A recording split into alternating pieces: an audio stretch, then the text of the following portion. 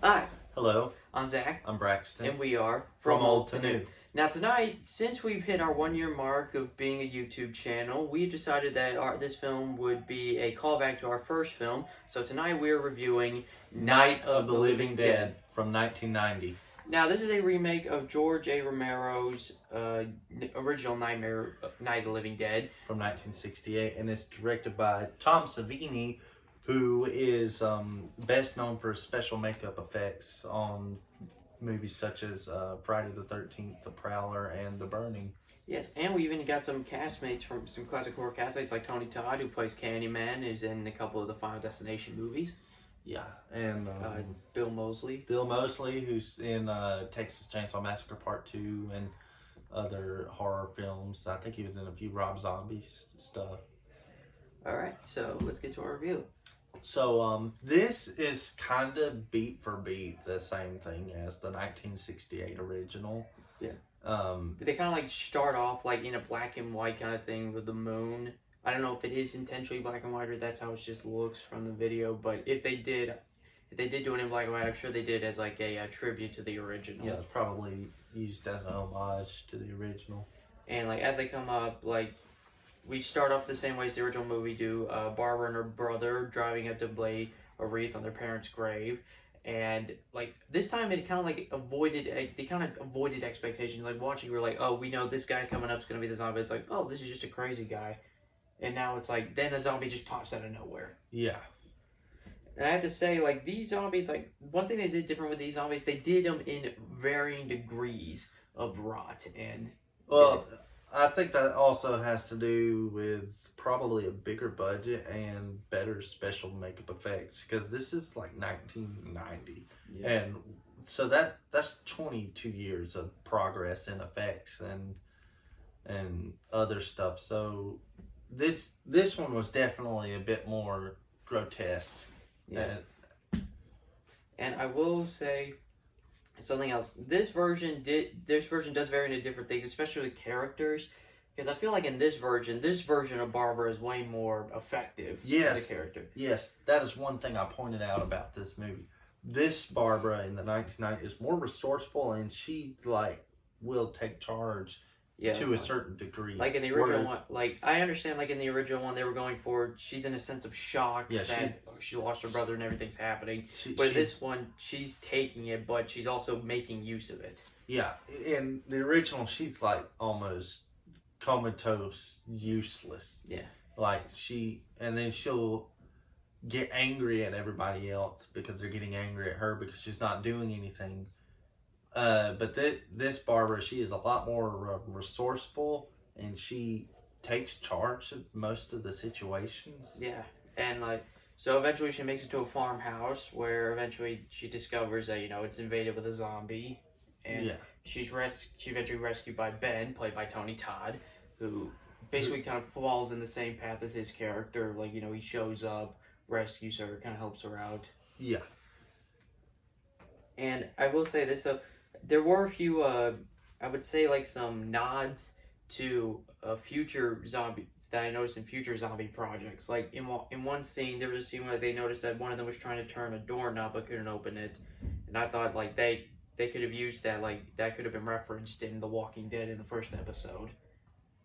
Well, yeah, but so it's like you said, all these things that this set up all these tropes in like future TV shows and movies where zombies get smart and like try to open up doors and stuff like that. Yeah. So like the movie kind of plays out like they're starting to board up the house, get it ready to like survive in, until they eventually notice that there are actual other survivors down in the basement. Yeah. And for the most part, this is almost a beat for beat, shot for shot remake of the original Night of the Living Dead. But they did add some more storyline regarding the farm, like why these people ended up at the farm. Like in the original one, they just felt like they found the house, so they had to get in and hide. But in this one, it's like, oh, this was Tommy's like uncle's house, so we figured like they could hide out here. Yeah. So like eventually they're all start arguing over, where do we hide out? Do we hide out up here in case we need to escape, or do we hide out in the basement and wait for help? And so that brings in the whole debate situation that they had in the original one where Ben is like, we need to board up the house and stay up here and fight. And then Mr. Cooper's like, no, no, no, no. We need to get in the basement where it's safe and just lock ourselves in and hope it all just goes away. Yeah. And I will say this, though. They kind of added in a lot of, like, more action in this one. Oh, yeah, Like, for sure. Like, in the original one, they just saved the action for the end of the movie. But I think that also has to do with, like, budgetary restraints. Because if you think about it, the original one was 1968, and it was black and white.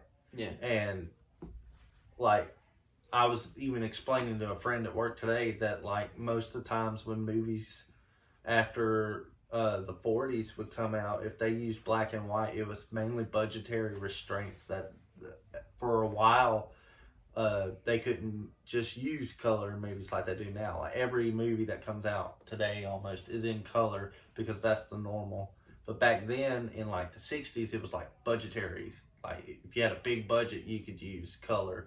But if you didn't have such a big budget, you had to use black and white to save costs. And, like, this movie also makes more use of its music and its soundtrack.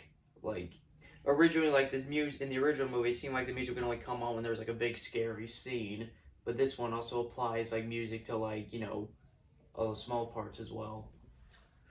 Well, I will say this, though. I also noticed, like, while they're bordering out, kind of getting everything out, they apply, like, realistic kind of things where they're like, oh, wait, your uncle was redoing this house? Yeah, why? Well, this wood's not going to be any good. We gotta get stronger wood. Yeah, and they have a lot of scenarios like that where they just they utilize it more. It's almost as if like we've kind of learned and add lure to like zombies and stuff. So because back when Night of the original one came out, not a whole lot of people really knew a lot about zombies. In fact, the original one was kind of what gave most people the idea of, like, zombies. And then, but after that, we saw, like, a huge rise in, like, horror and zombie movies, like Return of the Living Dead. Yeah, and then you had George A. Romero doing his sequels, like Dawn of the Dead and Day of the Dead. Which, comment, by the way, if you want us to review. Yes. And I will say... And it also, like, they also saw them, like, actually making use of, like, other tools around the house. Like, they only had one hammer, so they had to, like, make do with what they had. So, like, grab me that wrench, you grab, like, that meat cleaver thing, and just start hammering. Grab whatever you can. Yeah, they're, like we said, they're a lot more resourceful in this one than they are in the original.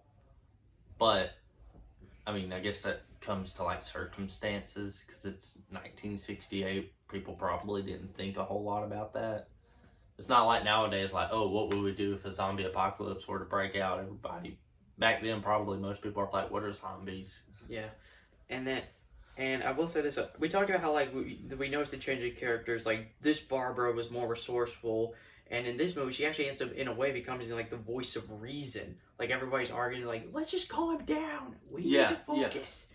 Yeah, she's the one that's going like, we need to work together instead of fighting all the time. Yeah, and which in the original one, she's just kind of just in shock the whole time, sitting there, and everybody's just like, why are you just laying there, and yada yada yada. And I will say this though, the original like character of Mr. Cooper in the 1968 version, I view that he was a better character than this one, like in terms of like.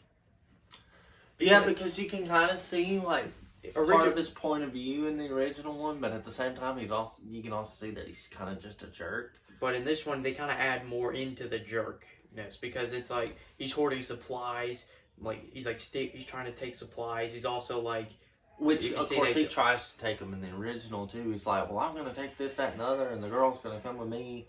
But then Ben is like, no. What's up here is mine. What's down there is yours. And also, like, the original Mr. Cooper was less abusive. Yeah.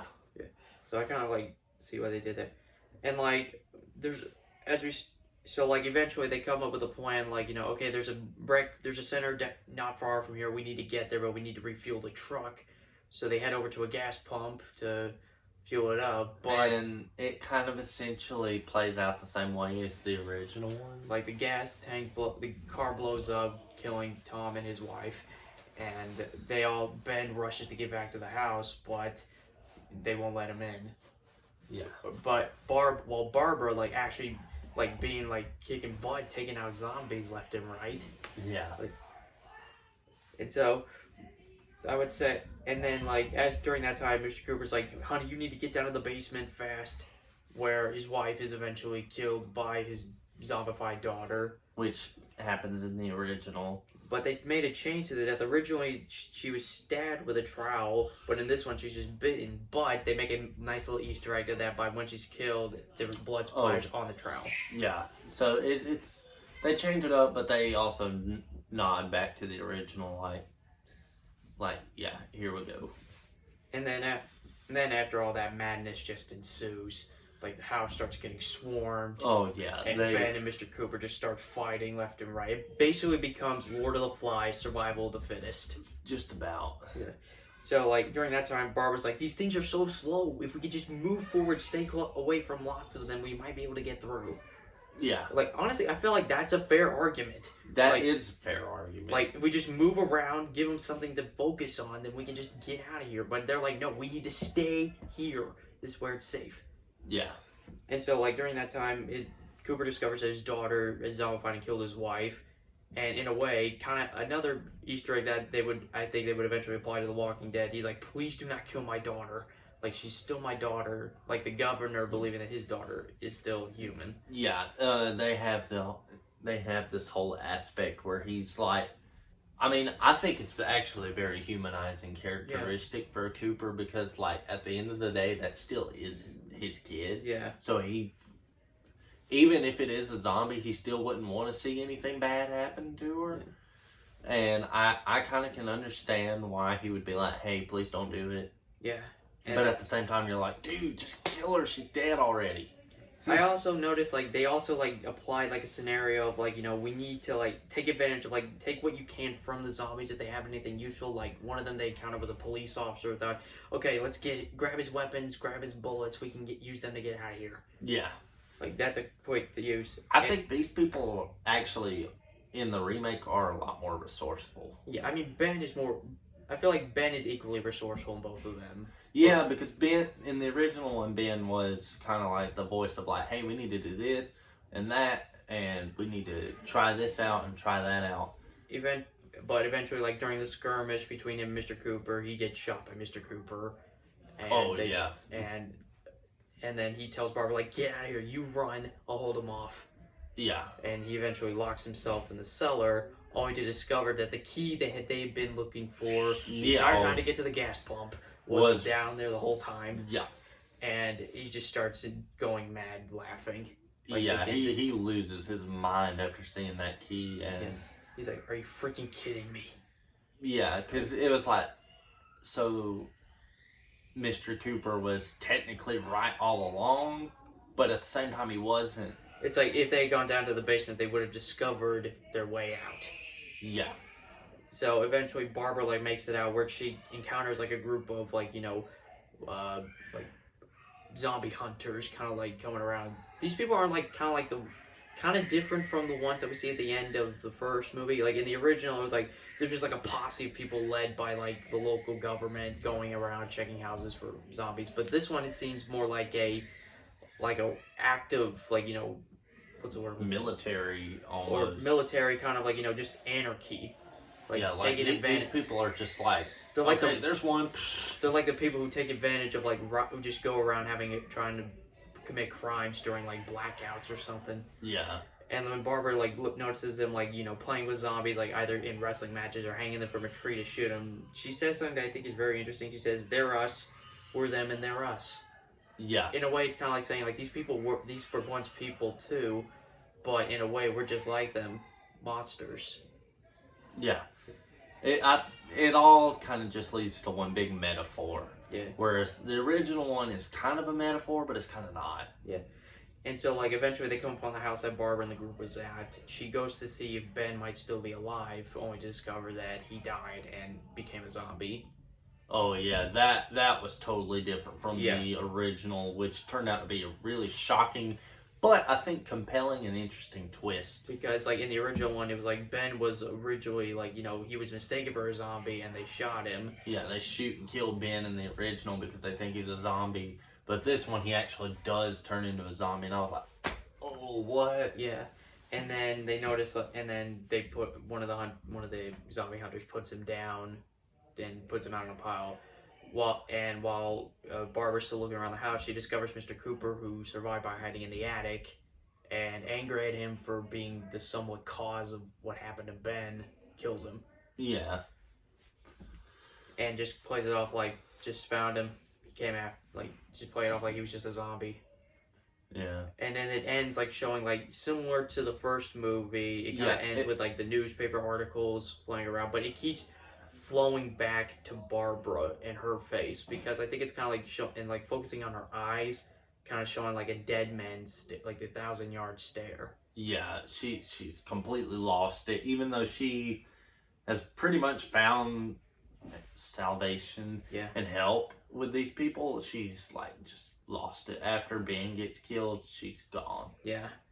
Well, there you have it. There's our review of. So, what would you rate it? I'd have to give it I give it an 8. Yeah, like, I was thinking it's a an good 8. reboot. I mean, it made me feel more comfortable as a reboot because you know it was made by the same director and writer of the first movie, so he obviously added some more to it. Like he added more to it. He added to it and changed it a bit because he didn't want to just make the same film, I guess. Yeah. And it also helped that he had Tom Savini with him, and that helped on special effects. Yeah. So, yeah, 8 probably. Yeah.